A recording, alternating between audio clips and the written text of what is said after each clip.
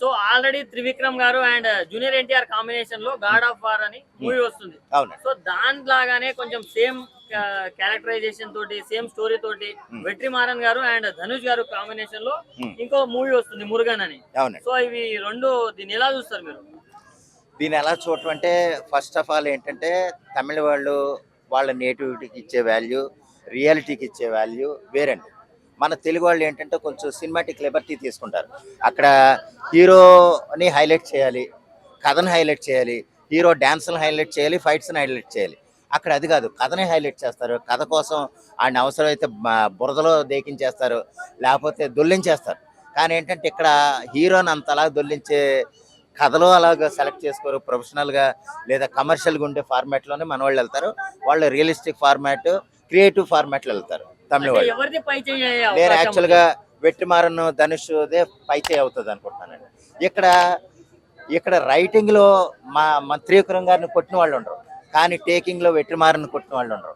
మనం ఫ్యాక్ట్ ఒప్పుకోవాలండి ఏదేమైనా సరే. అది అంటే అలాగని త్రివిక్రమ్ గారి సినిమాలు మంచి సినిమాలు తీయలేదని కాంట్రవర్సీ అవుతుందేమో. ఇక్కడ కాంట్రవర్సీ కదా వాళ్ళకంటే, అంటే వెట్రిమారన్ కంటే గొప్ప సినిమాలు తీశారు.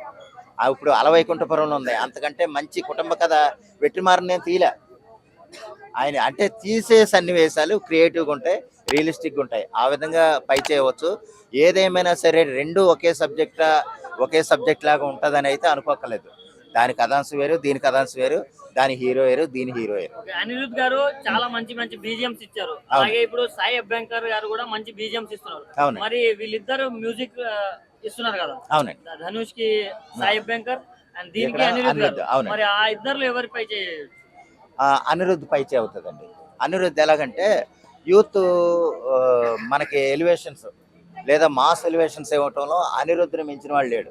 అక్కడ సాయి అభ్యంకర్ ఆయన్ని పెట్టుకోవడానికి కారణం ఏంటంటే అక్కడ రన్నింగ్లో అంటే బ్యాక్గ్రౌండ్ స్కోర్లో అక్కడ సన్నివేశం ఏం జరుగుతుంది, ఆ సన్నివేశానికి తగ్గట్టుగా మ్యూజిక్ ఇచ్చామా లేదన్నదే అక్కడ చూస్తారు. నిన్న లెనిన్ విషయంలో చూస్తేనంటే చాలా రూరల్గా ఉండే స్టోరీ అది. దానికి తగ్గట్టు తమన్ను ఎరగదీస్తాడు బ్యాక్గ్రౌండ్ స్కోర్ అయితే. మనకి యాక్చువల్గా మన పెద్దలో ఏఆర్ రెహమాన్ గారు అని అనుకున్నాం, కానీ ఏఆర్ రెహమాన్ గారిని మించి అంటే బ్యాక్గ్రౌండ్ స్కోర్ చేయాలంటే తమన్ను మించిన వాళ్ళు లేడు అనే విధంగా మరొకసారి లెనిన్ విషయంలో నిరూపించారు. ఇక్కడ అభయంకర లేకపోతే మళ్ళీ అనిరుద్ధ అని చెప్పాలంటే కనుక కొంచెం అనిరుద్ధ పైచే అవుతుంది. ఎందుకంటే ఎలివేషన్స్ పరంగా, హీరో ఎలివేషన్స్ బ్యాక్ డ్రాప్ పరంగా కొంచెం గూస్ బంప్స్ వచ్చేలాగా చేయటంలో మన వాళ్ళ తర్వాతే. అక్కడ రియలిస్టిక్ లేదా రస్టిక్ నేచర్లో వెళ్ళాలంటే కనుక వెట్రిమారన్ తర్వాతే. ఓకే సార్, ఇప్పుడు already Trivikram junior NTR movie update వచ్చేసింది. అవును. బట్ స్టిల్ వీళ్ళు ఆ ప్రాజెక్ట్ ఎందుకు టేకప్ చేసినట్టు, మరి పోటీ ఏమైనా వస్తున్నారా తెలుగు ఇండస్ట్రీకి? పోటీ అని కాదండి, ఎవరిది వాళ్ళే. ఎందుకంటే అదే సమయంలో సపోజ్ మన ఇండస్ట్రీలోనే మనకు పోటీలు చాలా ఉన్నాయి. అన్నవరం వచ్చినప్పుడే రాఖీ వచ్చింది, చాలా ఉన్నాయి. ఇప్పుడు నాన్నకు ప్రేమతో వచ్చినప్పుడే సన్ ఆఫ్ సత్యమూర్తి వచ్చింది.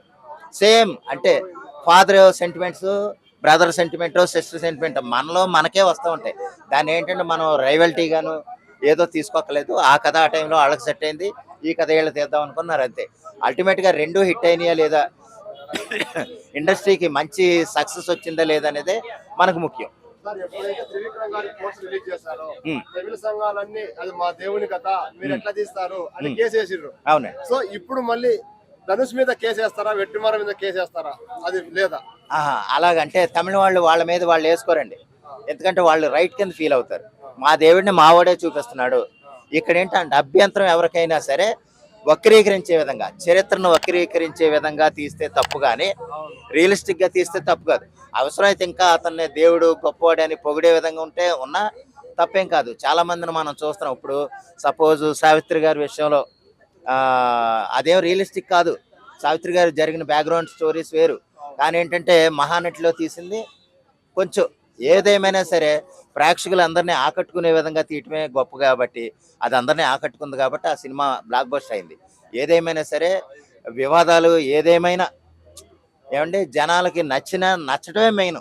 ఆ వివాదం తీసినా సరే జనాలకు నచ్చితే, కొంతమంది మనోభావాలు దెబ్బతీస్తే కొన్ని సీన్లు ఏమైనా తీసేస్తారేమో, కానీ అల్టిమేట్గా సినిమాని అయితే చంపుకోరు.